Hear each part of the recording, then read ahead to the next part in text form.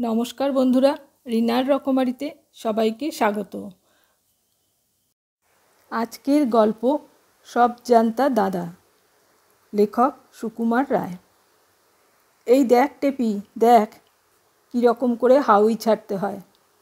বড় যে রাজু মামাকে ডাকতে চাচ্ছিলে, কেন? রাজু মামা না হলে বুঝি হাউই ছোটানো যায় না? এই দেখ। দাদার বয়স প্রায় বছর 10 হবে, আর টেপির বয়স মোটে 8। অন্য ভাই বোনেরা আরও ছোট, সুতরাং দাদার দাদাগিরির আর অন্ত নেই। দাদাকে হাউই ছাড়তে দেখে টেপির বেশ একটু ভয় হয়েছিল, পাছে দাদা হাওয়ের তেজে উড়ে যায় কি পুড়ে যায়, কিংবা সাংঘাতিক একটা কিছু ঘটে যায়। কিন্তু দাদার ভরসা দেখে তারও একটু ভরসা হলো। দাদা হাউইটিকে হাতে নিয়ে একটুখানি বাঁকিয়ে ধরে বিজ্ঞের মতো বলতে লাগলো, এই সলতের মতো দেখছিস, এইখানে আগুন ধরাতে হয়। সলতেটা জ্বলতে জ্বলতে যেই হাউস ভস ভস করে ওঠে, অমনি ঠিক সময়টি বুঝে এমনি করে হাউইটিকে ছেড়ে দিতে হয়। এইখানেই হচ্ছে আসল বাহাদুরি। কাল দেখলি তো প্রকাশটা কীরকম আনাড়ির মতো করছিল। হাউই জ্বলতে না জ্বলতে ফস করে ছেড়ে দিচ্ছিল। সেই জন্যই হাউইগুলো আকাশের দিকে না উঠে নিচু হয়ে এদিক সেদিক বেঁকে যাচ্ছিল। এই বলে সব জানতা দাদা একটি দেশলাইয়ের কাঠি ধরালেন। ভাই বোনেরা সব অবাক হয়ে হাঁ করে দেখতে লাগলো। দেশলাইয়ের আগুনটি সলতের কাছে নিয়ে দাদা ঘাড় বাঁকিয়ে মুচকি হেসে আর একবার টেপিদের দিকে তাকালেন। ভাবখানা এই যে, আমি থাকতে রাজু মামা ফাজু মামার দরকার কি? ফ্যাঁস ফোঁস ছড়, এত শিগগির যে হাউয়ে আগুন ধরে যায় সেটা দাদার খেয়ালেই ছিল না।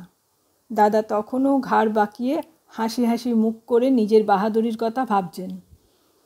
কিন্তু হাসিটি না ফুরাতেই হাউই যখন ফ্যাঁস করে উঠল, তখন সেই সঙ্গে দাদার মুখ থেকেও হাউ মাউ গোছের একটা বিকট শব্দ আপনা থেকেই বেরিয়ে এলো।